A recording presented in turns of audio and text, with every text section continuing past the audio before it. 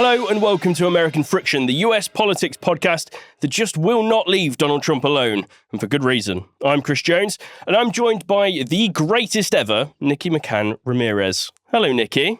Hey, Chris. That might be the worst British accent, northern British accent I've ever heard, but thank you for trying because I did write that in the script. You did make me say it. I did make you say it. I did, and I'm sorry about that, but we're here now. Anyway, on to this episode. Now, this podcast has been running for well over a year, and I think I can count the times that we've mentioned the notorious Guantanamo Bay on one hand. Well, today, that all changes, doesn't it, Nikki? It does. Guantanamo Bay is one of the world's most infamous prison facilities, well known for its reported use of torture and abuse against detainees, some of which were never actually charged with any sort of crime.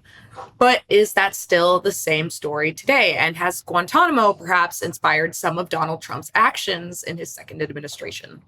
Well, to find out more and how it works and how it's still being used, we're joined by human rights lawyer Joshua Colangelo-Bryan, whose new book, Through the Gates of Hell, American Justice at Guantanamo Bay, gives his account of representing a detainee of Guantanamo Bay from 2004 to 2007. Josh, welcome to the podcast. Thanks so much. Great to be with both of you. Well, it's great that you're here and giving us some time because this is such an important issue, especially with the state of American politics right now. Just to start us off and give us some context, could you describe what really is the role of Guantanamo Bay? So Guantanamo, from a slightly historical perspective, began its life as one of the world's most notorious prisons in 2002, when the U.S. government began bringing people it had captured or paid bounties for in the so-called War on Terror to the base. The idea was these people were the worst of the worst. They had to be held in a remote outpost, both from a safety perspective and so that they could be interrogated using techniques that would be illegal if employed somewhere that a court had jurisdiction. That was the theory. There were nearly 800 people brought to the base for those purposes. As Nikki said, very few charged with crimes. In fact, a majority of the people brought to the base never even accused of having taken any action at all against the U.S. Amazingly, 2 decades plus after we saw those law of war detainees brought to the base, we, over the last 7 months, have seen the U.S. again start to send people to Guantanamo. Again, people they are calling the worst of the worst. These are human beings who were living in the U.S., in some instances without authorization, and now the government has been shipping them to Guantanamo often as a staging point to send them elsewhere.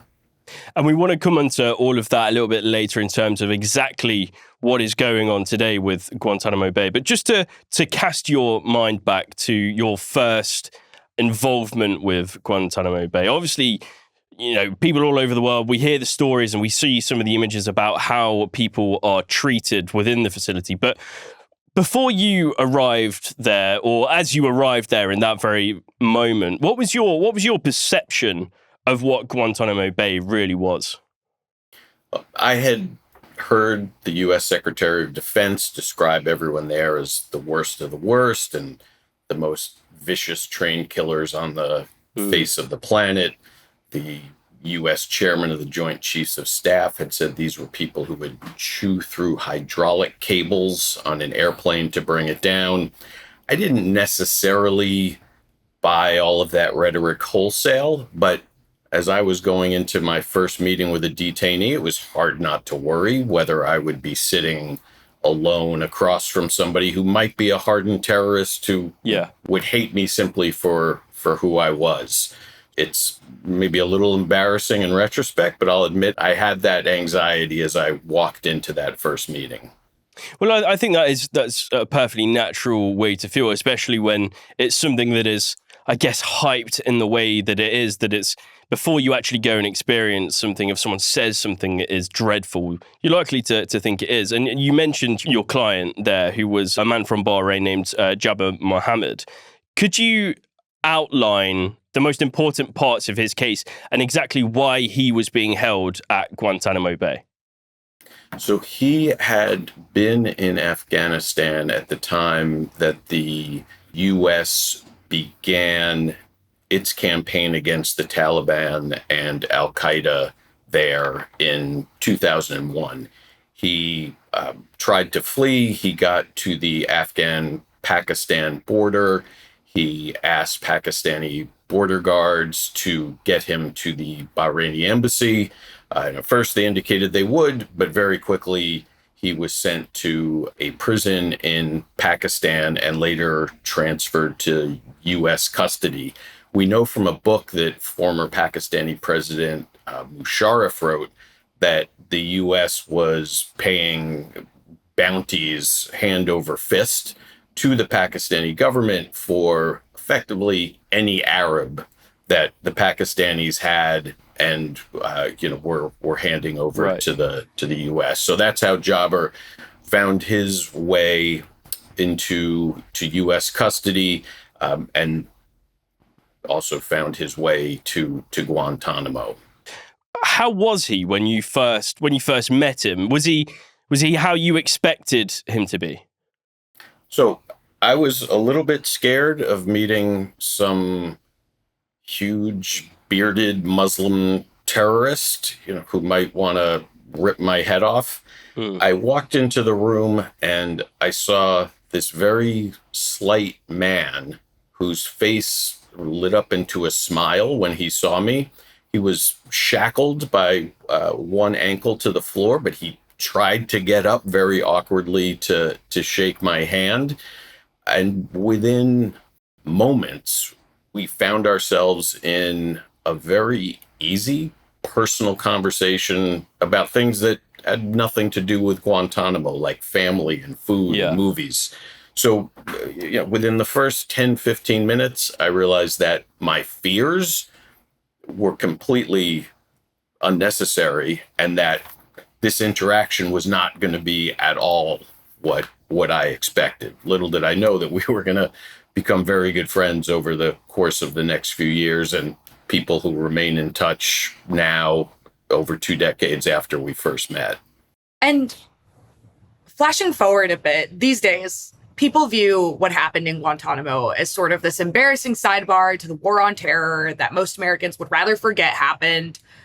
But in the early 2000s, as you experienced, it was accepted. It was even celebrated. You describe in your book receiving threats, angry voicemails to your office about how could you represent these people.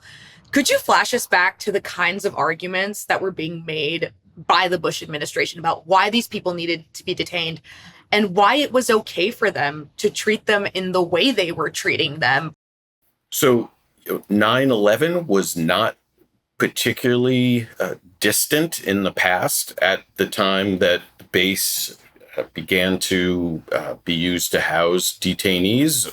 And the very real fears that at least Americans had of another attack were absolutely in the air. The administration used that to a large extent to argue that it needed to operate a base, an interrogation center in Cuba outside the law so that it could do whatever was necessary to get people to talk in order to prevent another horrible attack.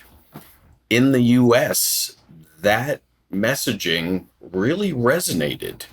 We saw that messaging used to justify the US-led war in Iraq, which had 75% support among the US public when it started in 2003. So using an event that justifiably caused people tremendous fear was a very effective tactic in terms of being able to articulate a reason why we had to go outside the law, why we had to put aside legal norms and human rights norms and get our hands dirty in order to protect ourselves. And I don't think the U.S. public, in terms of majority perception, ever really shifted from that, even though the rest of the world probably viewed it differently. And I would love it if you could just walk our audience through the legal concept of a terrorist, of an enemy combatant, when that was really created, and what function has it served for the U.S. government, even sort of post-war on terror? A terrorist is one legal category, and that's a generic term that was applied to people at Guantanamo, but not really for legal effect. As you say, enemy combatant was the term that the U.S. started using to describe people who it held at Guantanamo. It started doing that because shortly after people were brought to the base, litigation started. Yeah. Cases were filed by lawyers who said simply, look, if you're going to hold someone indefinitely, potentially forever, you need to justify why they have to be detained. And in the context of that litigation, the government described the people being held as enemy combatants, which very generally was defined as, someone who was part of forces opposing the U.S. in the war on terror, itself not really a legal term, but a rhetorical device. It also removes them from sort of the civilian law enforcement and judicial system and places them into the military's sort of independent, internal, often, judicial arbitration system. Is that correct? Right. So at first, it was primarily the location of the detention center outside sovereign U.S. territory that was the basis of the government's argument that no court had jurisdiction to hear any claim by anyone at Guantanamo, no matter how innocent they were. That interpretation ended up being rejected by the Supreme Court after a couple of years of litigation, but it was the basis of the idea for sending people to Guantanamo, that it was a secure location and people could be interrogated doing things that plainly would be illegal if they happened in a civilian context. I think it's important to note it wasn't really the military that wanted to necessarily assume that function as opposed to civilian leadership of the military. And eventually we saw the creation of entirely ad hoc military justice systems, which were designed only to try people at Guantanamo. Creating a new system out of whole cloth has us where we are now, which is that well over 2 decades after 9/11, we haven't even tried the people who are held at Guantanamo in connection with 9/11.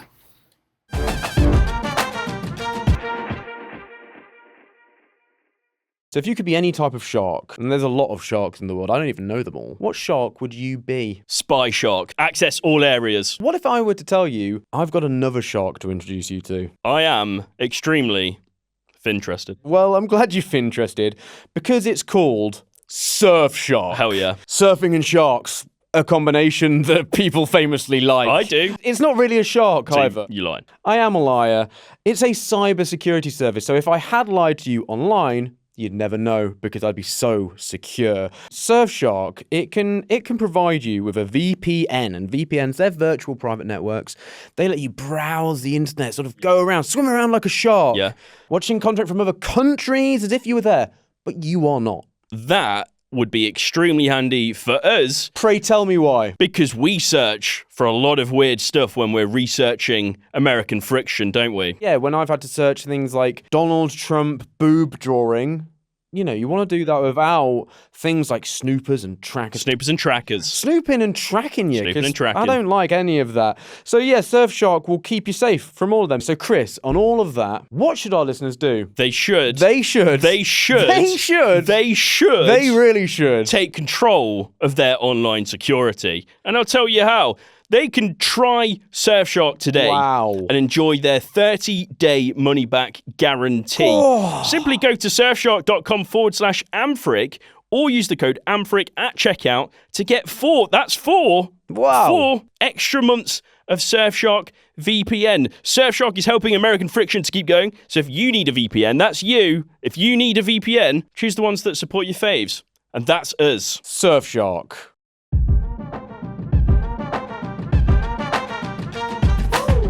I think it's pretty clear that the sort of public movement to have Guantanamo closed was really motivated by the emergence of allegations of torture, of abuse, the work people like you did with these detainees. But the prison remains open, and I think there's still about a little over a dozen people who remain detained there. What's sort of the state of those cases? So there are a few people at Guantanamo now who have been cleared for release, were never charged with crimes, but due to complications relating to their home countries and restrictions on how people can be transferred from Guantanamo that Congress put in place years ago, they are stuck in perpetual limbo. There is a larger, although still small, group of people who are charged with crimes, crimes relating primarily to 9/11 and also the bombing of a U.S. naval vessel on the coast of Yemen. Those cases have proceeded at an excruciatingly slow pace because there was no court system at Guantanamo, and the government has not used the military's established court-martial type procedures, but instead just created or tried to create a new system which has been subject to 100 challenges, which in many respects is completely illegitimate. And the net result is Khalid Sheikh Mohammed, the supposed mastermind of 9/11, has been sitting at the base since 2006 and still hasn't been tried. If he were in the U.S. civilian court system, I mean, his case would have resolved years ago. So there's this rump detention operation at a stunningly expensive per prisoner cost because you're operating the base's detention facilities for a relatively tiny number of people, and you've got criminal cases that still are going nowhere. Yeah. And you've been there. It's not a small base. No, it's, they, over the years, created an array of different camps, including facilities that are modeled after maximum security prisons in the U.S. I mean, this is real infrastructure. And of course, it's in the middle of Cuba. So if you want to bring water or potato chips, or French fries, it's not as if you just ship it FedEx. I mean, everything goes via barge or plane. So, it's a very expensive place to operate. And when you're talking about, 15, 16, 17 people being held there per capita, it's outrageously costly. So, Josh, just exactly how politicized do you see this facility, back then, but also to today, right now as we speak? Guantanamo is, in many ways, a political operation. And when U.S. presidents say they're going to send people to Guantanamo, part of that is so that they can look really tough. In the case of the first iteration of this after 9/11, the Bush administration certainly wanted to look like it was doing everything it could, no matter how dirty it had to get its hands, in order to stop terrorism. That was part of the impetus to bring people there. When we have President Trump resurrecting this operation, describing immigrants who are being sent there now as the worst of the worst, just like the law of war detainees were described, it is in large measure political theater. I mean, the immigrants who are being sent now, typically are staying for fairly short periods of time. In some instances, incredibly, they have then been brought back to the U.S. In other instances, they have been sent to countries in Central America, which constitutes basically a most expensive stopover in the history of air travel. If rather than just flying from Texas to El Salvador, you put someone in a maximum security prison for a few days in Cuba. And President Trump was very happy to aggressively announce that 30,000 of these terrible criminal immigrants were going to be sent to Guantanamo. That plan has not come to fruition in terms of anything approaching that number, but still the political theater of it all absolutely applies.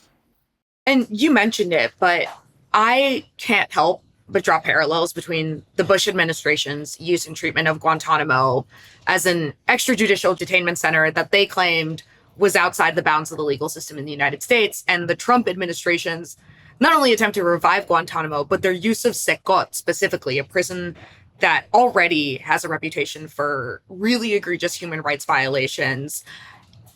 In my mind, it's kind of the same but different, because Guantanamo was, for all intents and purposes, controlled by the U.S. military. It was a naval base, whereas Secot in El Salvador is under the full control of a foreign government. And I'm curious legally what you see in that evolution.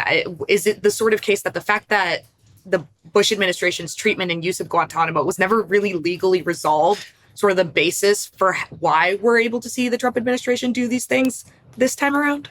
From a purely legal perspective, there are distinct issues when you have Supreme Court law addressing arguments relating to people who were supposedly enemy combatants, and now people who were immigrants who perhaps entered the U.S. without authorization. Mm-hmm. But I do want to clarify there that the Trump administration is essentially claiming that these are terrorists because they have gang affiliations. Again, it's been established that these people don't really have criminal records or convictions, but that's sort of the framework the Trump administration is operating under. Right. So while if you were parsing the case law as a lawyer, you would have to say there are distinctions. The piece that is absolutely common between both of these efforts is vilifying a group of people as all being terrorists, all being the worst of the worst, and saying that because of that, you're going to deny due process to all of them, whether that means holding people without charge as enemy combatants or sending immigrants, without a hearing to Guantanamo to then be sent to a place like Secot. It is all part and parcel of the same demagoguery playbook that lets an administration paint everyone in a particular group with a broad and defamatory brush, and then on that basis say, none of those people are entitled to process. But don't worry, we're keeping you, America, safe. I mean, it's really identical in terms of that basic ideological underpinning.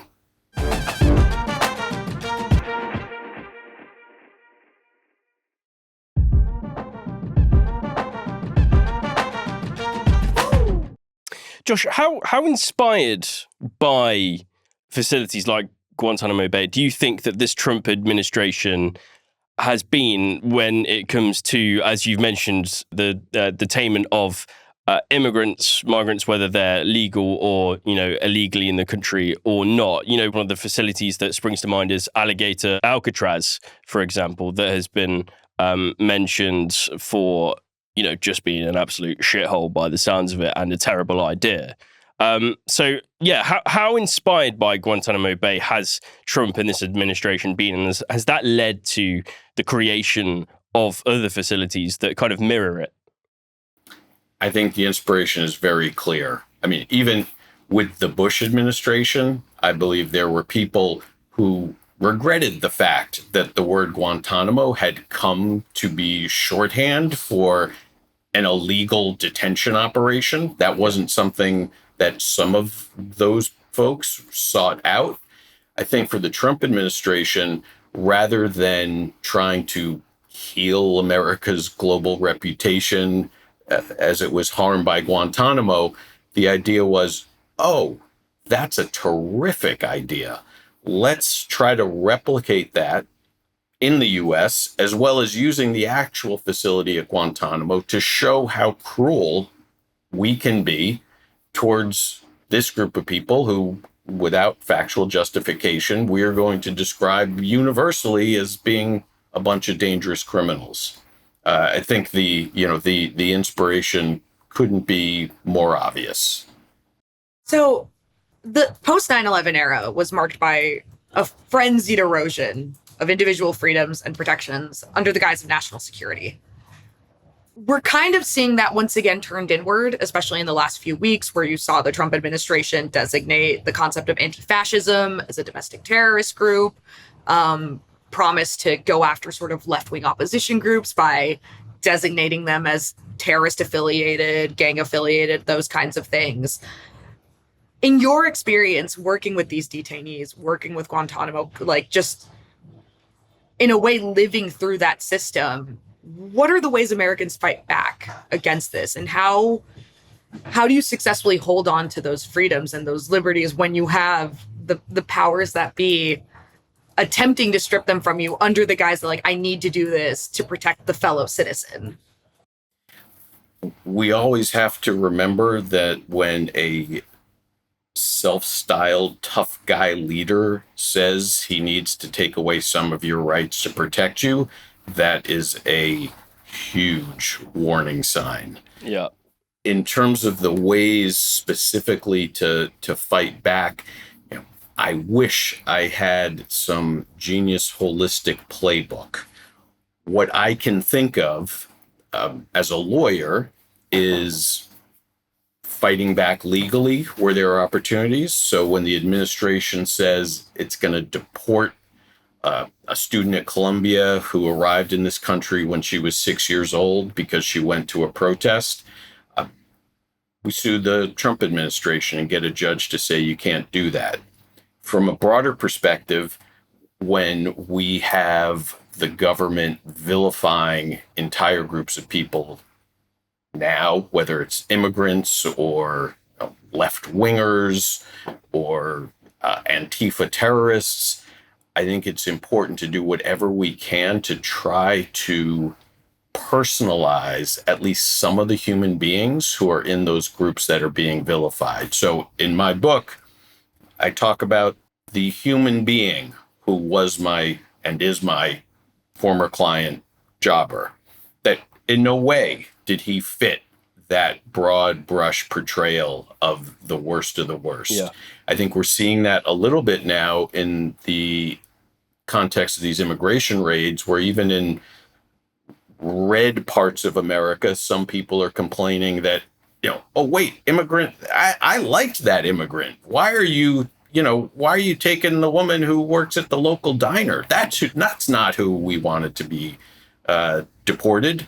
So trying to break down the fallacy that is always what underpins vilification of an entire group of people by saying, well, let's look at some of the individual human beings within that group, because the big fallacy just doesn't survive when you start to peel it back in that way. So those are at least two things that I have been trying to do, but I'm absolutely open to suggestion about what else we should be doing. And I'm sure there are smarter minds coming up with better tacks as well. Just before we let you go, Josh, as a human rights lawyer, how difficult has this past 10 months, is it now? 10 months of Donald Trump and, the erosion of human rights, especially when it comes to migrants within America. How tough has this last 10 months been, and how much tougher is it going to get when all of these cases pile up in legal terms? And have to go through the court system and have to be fought, for a really long time. And that's something that you're obviously used to as a lawyer, and a lawyer that has experienced Guantanamo Bay, for example. How much longer is all of this going to go on before we actually see some actual limitations and pushback on this administration to stop it doing some of the terrible things that it is doing when it comes to human rights? It's been a brutal 10 months, I think, for anyone who has any notion that human beings should be treated with decency. As someone who's litigating cases that arise out of the administration's illegal tactics, it's been fairly nonstop. I think we have to anticipate that this will all continue apace until there is an administration with an entirely different approach to governing. Certainly sometimes it's difficult not to despair about all this. Yeah. I tend to try to just focus on whatever task might be at hand on a given day or in a given hour, try to get that done, and refrain from getting too philosophical psychologically about where we are, because that can really be daunting. Yes, I can imagine. But Josh, we really appreciate you giving some of your time to talk to us on American Friction. Thanks so much. Oh, thanks very much for having me. It's been a real pleasure. And listeners, you can buy Josh's new book, Through the Gates of Hell, American Injustice at Guantanamo Bay, by following the link in the show notes. And if you want more like this, then there's an easy way to help us out, isn't there, Nikki? There sure is, Chris. Back us on Patreon. For just £3 a month, you get access to all our shows, ad-free, bonus content, and merch. That's right. Go to patreon.com/American Friction to sign up. There's also a link in the show notes. And if you can't afford to back us financially, fair enough, we get it. But if you like the show and you want us to keep going and keep having conversations just like this one, leave us a review wherever you're listening to this podcast, preferably 5 stars. But, do what you want. You've got free will. But 5 stars would be great. It helps us more than you can imagine. I'm Chris Jones. She's Nikki McCann Ramirez. And this has been and will be forever American Friction. Thanks for listening.